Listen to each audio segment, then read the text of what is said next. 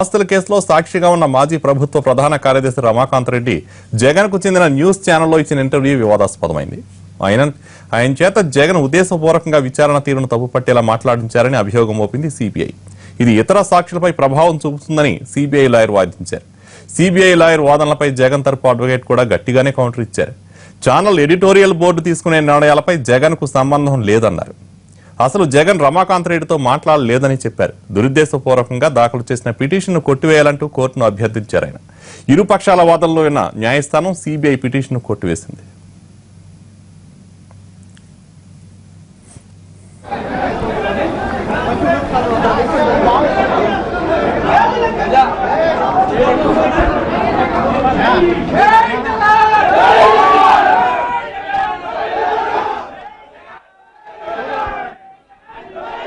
Filed by the CBI for cancellation of bail has been dismissed. I have not seen the order copy and the order copy to second comment cheyagaltanu. Permission to go abroad has been allowed. CBI చూపిన ఆధారాలకు సంబంధించి court ఏమని అభిప్రాయపడ్డారు sir? Then I have not seen the order copy and unless and until I see the order copy, it's not fair on my part to comment on the order. Tour కు సంబంధించి tour permission grant చేసిందండి. New Zealand కి 10 days permit grant చేసినారు.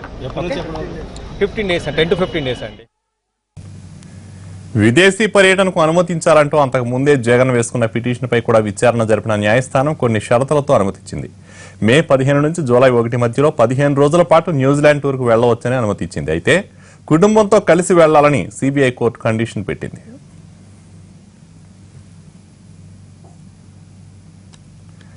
ధర్మం జగన్ పక్షానే ఉందన్నారు YCP నేత కరుణాకర్ రెడ్డి. తమ అధినేతపై ప్రత్యర్థి పార్టీ దుష్ప్రచారం చేసినా కేసుల నుంచి జగన్ కడిగిన ముత్యంలా బయటకు వస్తారని చెప్పారు.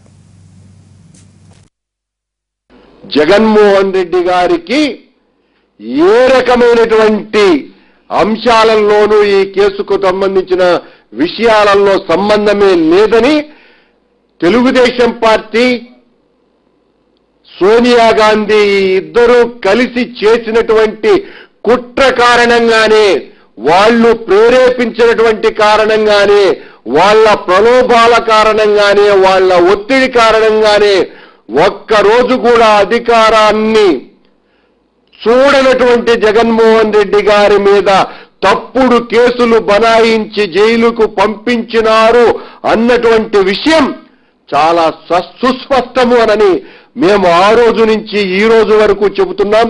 ఈ రోజున సిబిఐ వాళ్ళు వేసినటువంటి ఈ బెయిల్ రద్దు పిటిషన్ను కోర్టు ఏ రకంగా అయితే కొట్టివేసిందో, ఒక్క తప్పు కూడా చేయనటువంటి జగన్మోహన్ రెడ్డి గారి మీద భవిష్యత్తులో తీర్పు కూడా జగన్మోహన్ రెడ్డి గారికి సానుకూలంగానే వస్తుంది అన్నటువంటి ప్రగాఢమైనటువంటి విశ్వాసం మాకున్నది.